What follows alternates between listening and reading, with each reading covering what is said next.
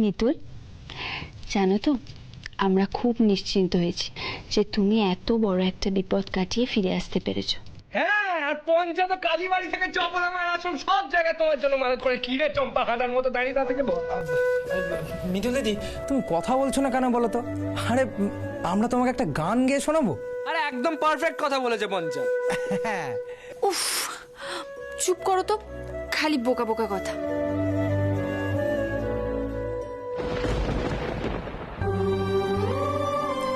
দেখো মিতুল, আমি জানি যে তোমার ওপর দিয়ে একটা বড় ঝড় গেছে, কিন্তু তুমি কি করবে বলো মিতুল?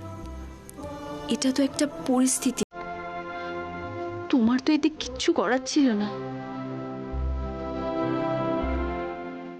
আমাকে একটু একা থাকতে দেবে কোকলি দিদি? আচ্ছা ঠিক আছে, তুমি রেস্ট নাও, আমরা আসি।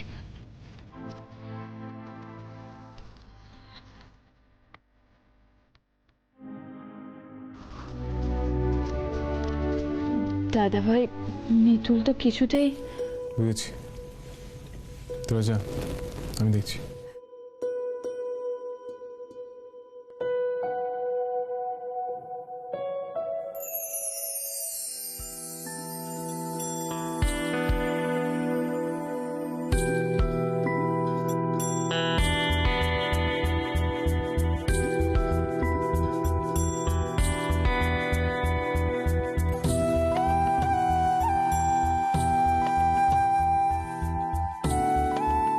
ছেলেগুলো মৃত্যুর জন্য নিজেকে ব্লেম করা বন্ধ করো প্লিজ। ইন্দ্রবাবু, আমার জন্যই তো সবটা হলো, তাই না? আমি যদি নাটকটা না করতাম তাহলে আপনি বিনা দোষে জেলে থাকতেন, সেটা ভালো হতো কি? কিন্তু আমি তো এটা চাইনি। আপনি বিশ্বাস করুন, আমি অপরাধীদের শাস্তি চেয়েছিলাম ঠিক, কিন্তু এইভাবে ওদের প্রাণ নেওয়া হবে আমি চাইনি।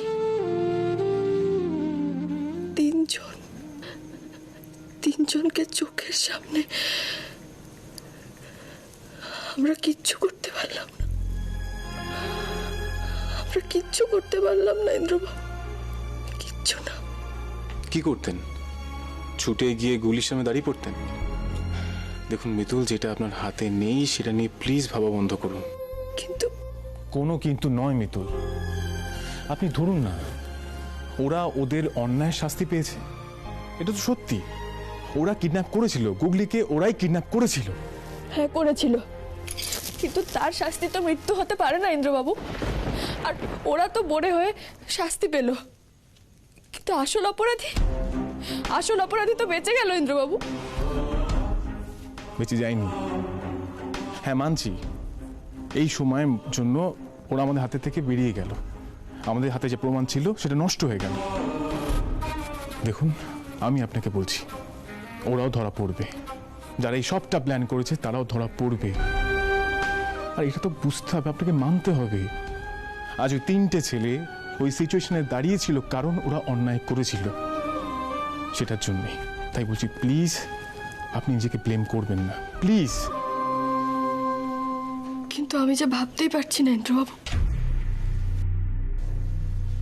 যতবার আমি চোখ খুলছি আমার চোখের সামনে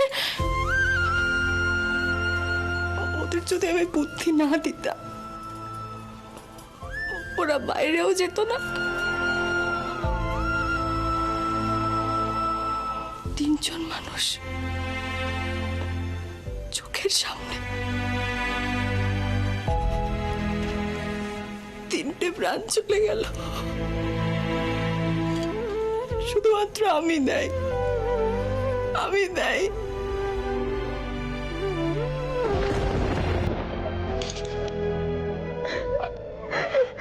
এটা কি করলাম ইন্দ্রবাবু? আমি এটা করতে চাইনি, আমি সত্যি বলছি আমি করতে চাইনি। আমি কি করবো ইন্দ্রবাবু? আপনি আমাকে বলে দিন না আমি কি করবো। আমি আমার জন্য আমার জন্য 3 জন মানুষের প্রাণ চলে গেল, আমি কি করবো। আমাকে দয়া করে আমাকে বলে দিন, আমার কষ্ট হচ্ছে।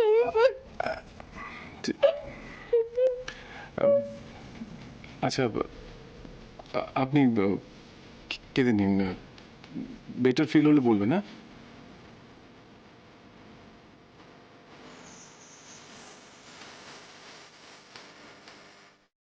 না, আপনি কাঁদুন কাঁদুন, যদি আপনার বেটার ফিল হয় আরো আপনি কেঁদে নিন। আপনার ভেতরে যে অপরাধ বোধটা কাজ করছে সেটাকে ধুয়ে ফেলুন, হ্যাঁ, বার করে ফেলুন। মানে আমি জানি না আপনি অপরাধ বোধ ফিল করছেন কেন, আপনি তো কোনো অন্যায় করেননি। হ্যাঁ, দেখুন, বলতে চাইছি যে আপনি তো কোনো অপরাধ করেননি। ওই 3টে ছেলের সাথে যা অন্যায় হয়েছে আমরা দুজনে মিলে আসল অপরাধীকে ঠিক খুঁজে বার করবো।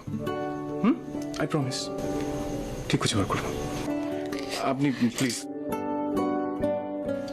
নিজেকে ব্লেম করবেন না। হ্যাঁ, আর কারা গুগলিকে কিডন্যাপ করেছিল সেটা আমরা ঠিক খুঁজে বার করব, বুঝতে পেরেছেন? আপনি দয়া করে আর কাঁদবেন না। কোল, আপনি শুয়ে পড়ুন, রেস্ট নিন। হ্যাঁ, রাত অনেক হলো। ও, আপনি ওটা ভুলে গেছেন, কাল কিন্তু গুগলি স্কুল আছে। আমি কিন্তু স্কুলে যাওয়ার আগে কোনো ঝামেলা চাই না। ইন্দ্রবাবু, এই তো অনেকক্ষণ পর মিতুল পাল কথা বলবো, বলুন। আপনি আমার পাশে না থাকলে এই লড়াইটা আমি জিততে পারতাম না। ধন্যবাদ দিয়ে আপনাকে ছোট করতে চাই না।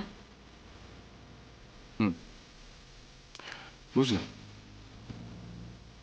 আমি জানি আপনি আমাকে রুড ভাবেন, তবে আপনি কি এটা জানেন আমি কিন্তু মানুষ চিনতে ভুল করি না। যখন কিডন্যাপাররা আপনাকে ব্লেম করছিল গুগলি কিডন্যাপিং এর জন্য, আপনি কি মনে করেছিলেন আমি সহজে বিশ্বাস করে নেব? না, আমি তখন ভাবলাম আপনি যদি জেলে চলে যান আর গুগলিকে আমি যদি এটা সেটা খাইয়ে পেটটা খারাপ করিয়ে দিই, তখন কি হবে? সে বলুন। ওই জন্য আপনি আমার জন্মের সময় মধু খাননি মনে হয়, একটা কথাও মিষ্টি করে বলতে পারেন না।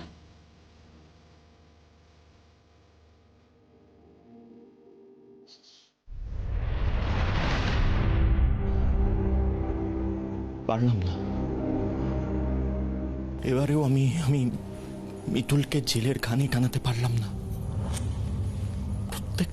প্রত্যেক পদে পদে মেয়েটা বেঁচে যাচ্ছে। কি করে মিতুল প্রত্যেকবার বেঁচে যাচ্ছে আমি কিছুতেই বুঝতে পারছি না, কিছুতেই না। আমি তোকে বলেছিলাম রণ, আমি তোকে বলেছিলাম ওভার কনফিডেন্ট হোস না। দেখলি তো, আটকাতে পারলি না তো মিতুলকে। মম আমার না, আমার মাথাটা না এমনিতেই একদম খারাপ হয়ে আছে। মম, তুমি প্লিজ আমাকে আর কিছু বলো না। তোর মাথা যাতে ঠিক থাকে সে কথাই তো আমি বলছি। এখনো সময় আছে রনু, তুই বিপদে যাস না। দেখ, তুই যা খুশি তাই করছিস, মানুষ কিডন্যাপিং করাচ্ছিস, খুন করাচ্ছিস। তুই তো এরকম ছিলি না রে বাবা। এখনো সময় আছে, আমার কথা শোন। সরে আয়, সবের থেকে সরে আয় রনু, প্লিজ সরে আয়। Mom please shut up. Okay, listen to me very carefully. Mom, তুমি না এই গার্ডিয়ানগিরিটা একদম আমার উপরে ফলাবে না, ঠিক আছে? কোনো জ্ঞান দিতে এসো না আমাকে। আমি কি করব না করব সেটা সব থেকে ভালো আমি বুঝি। তোমার কাছ থেকে আমি কিচ্ছু শুনবো না।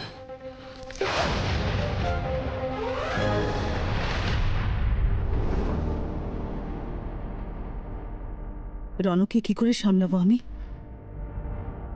না, ওকে কাজে ইনভলভ করতে হবে, তাহলে যদি ওর মাথা থেকে সব খারাপ জিনিস বেরোয়। না, আমাকে আমাকে কিছু একটা করতে হবে, কিছু একটা করতে হবে।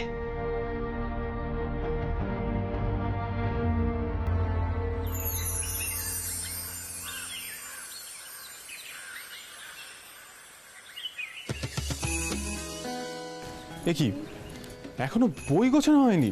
দাঁড়ান, রুটিন দেখে দেখে তো গোছাতে হচ্ছে, তাই দেরি হয়ে যাচ্ছে। বই গোছাতে কতক্ষণ সময় লাগে বলুন তো? হয়ে যাবে আর একটু। তাড়াতাড়ি করুন। গুগলি, ওই বইটা দে, ওটা আছে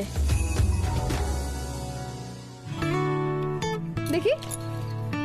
ইতিহাসটা কে ঢোকালো? আজকে তো ইতিহাস নেই। ওটা আমি ঢুকিয়েছি। দেখেছেন কার জন্য দেরি হচ্ছে? আপনি নিজেই দেখুন।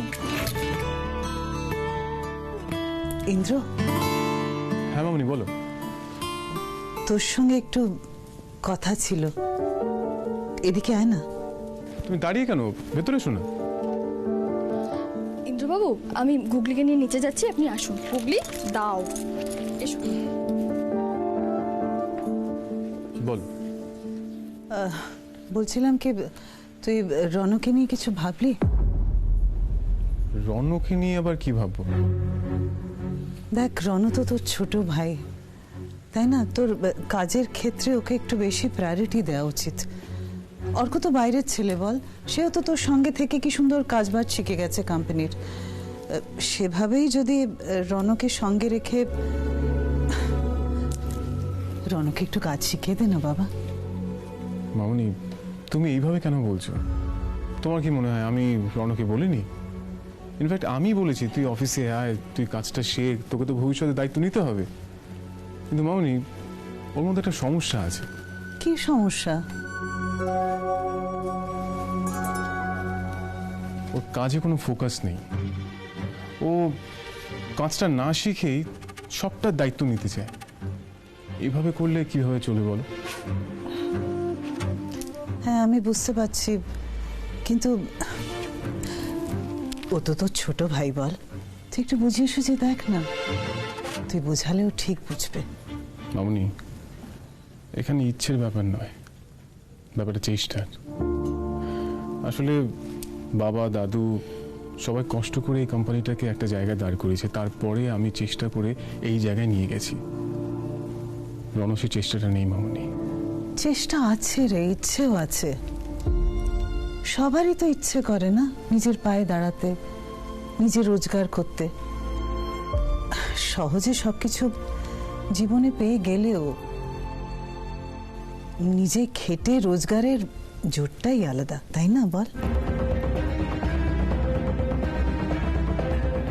একটু দেখ না বাবা। মামনি, এইভাবে কেন বলছো তুমি? সরি, তোকে অনেক দেরি করিয়ে দিলাম। যা, গুগলিকে নিয়ে স্কুলে যা।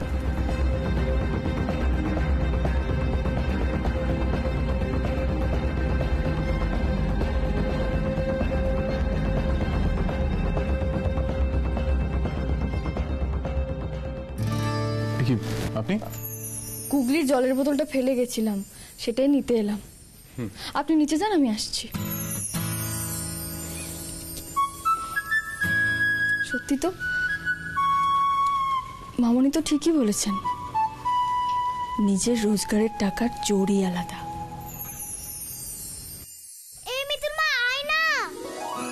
আসছি।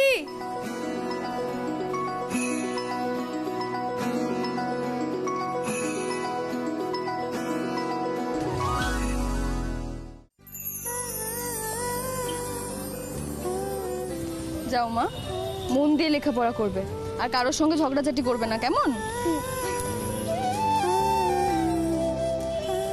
আপনি এখানে অপেক্ষা করুন, আমি একটা কাজ ছেড়ে চলে আসছি। ফিরে এসে আপনাদের দুজনকে নিয়ে যাব। আর হ্যাঁ, আপনিও লক্ষ্মী মেয়েও থাকবেন, কারোর সঙ্গে ঝগড়া ঝামেলা মারামারি করবেন না, কেমন? দেখুন, মিতুল পাল যেখানে অন্যায় দেখবে সেখানে মারামারি করবেই, কিচ্ছু করার নেই, আমাকে বলে কোনো লাভ নেই। ব্যাস হয়ে গেল। এবার যে কাজে যাচ্ছি সেটা আর মন দিয়ে করতে পারবো না। ইন্দ্রবাবু, এটা তো স্কুল, মেয়েকে ছাড়তে এসেছি, এইটুকু বুদ্ধি তো আমার আছে, এখানে আমি মারামারি করব না।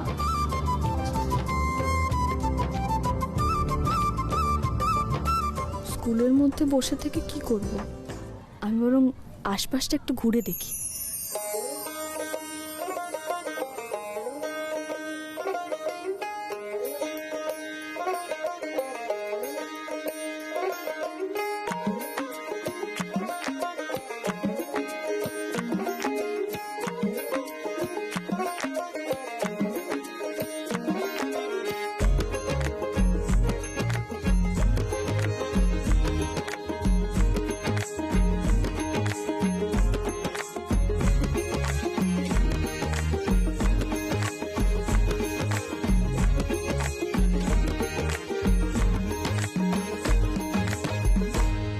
জল তেষ্টা পেয়েছে না? নাও।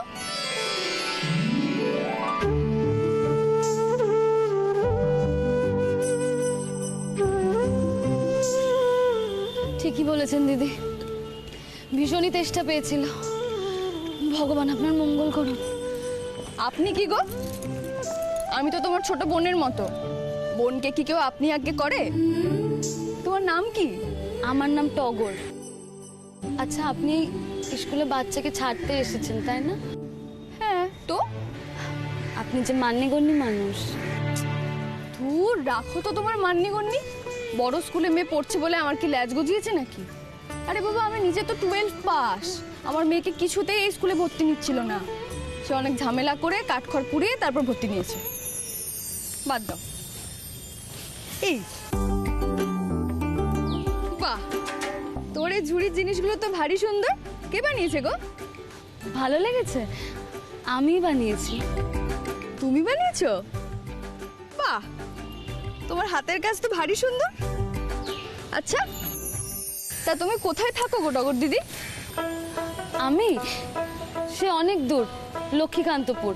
নাম শুনেছ? না গো। আমি ওইখান থেকেই এই জিনিসপত্র বেচতে আসি। আর এই স্কুল ছুটি হলে মায়েরা এসে কিছু কেনাকাটি করে, তাতেই যা বিক্রি বাট্টা হয় আর কি। বারে বা, নিজের হাতে বানিয়ে এত দূর চলে এসেছো? কি করব দিদি, উপায় নেই যে। আর আর তোমার বাড়িতে কে কে থাকে? আমার বাড়িতে আমার শাওরি আর আমার 2 ছোট ছেলে মেয়ে। আর বর আমাকে পছন্দ করে না, অনেক আগেই ছেড়ে দিয়েছে। তবে বর থাকুক আর নাই থাকুক, মেয়েদের নিজেদের রোজগার করাটা কিন্তু খুবই জরুরি, না তো সবাই হেলা ছেদ্দা করবে। একদম খাঁটি কথা বলেছো গো টগর দিদি। সত্যিই তো, মেয়েদের নিজের পায়ের জোর না থাকলে সে বড় কষ্টের। ওই দেখো, ছুটি হয়ে গেছে। আমি আজ আসি। হ্যাঁ, এসো।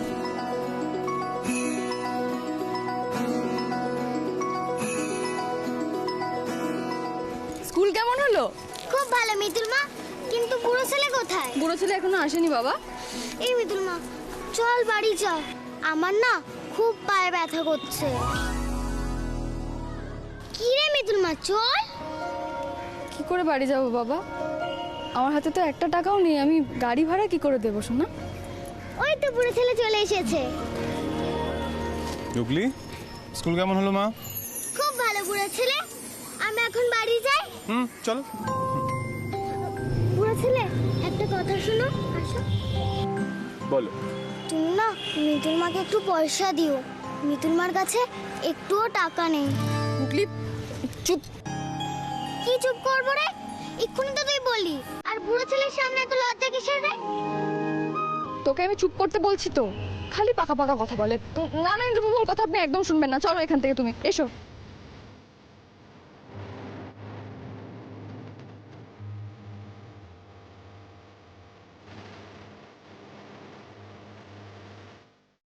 কোন রংটা ভালো?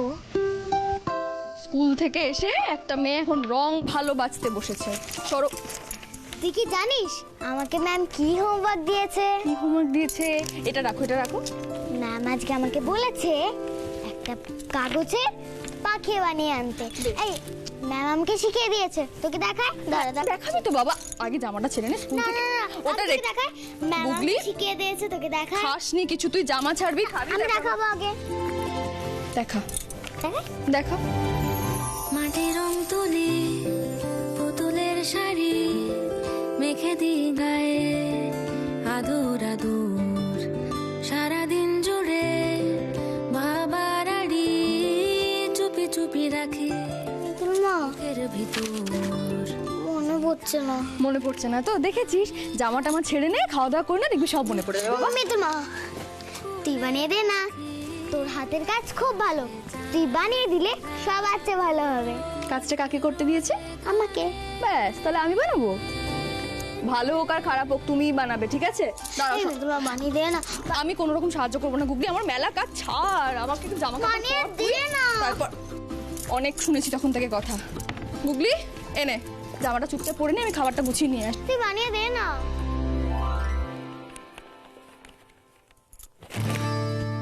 এইসব রেখে জামাটা পরে নাও, খাবারটা গুছিয়ে নিয়ে আসছি, শুনতে পেলে না?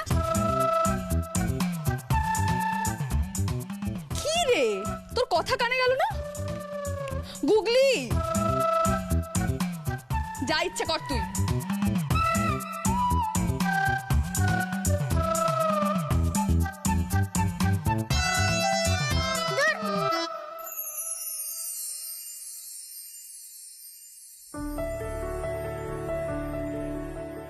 তোর হাতের কাজ খুব ভালো, তুই বানিয়ে দিলে সব আছে ভালো হবে।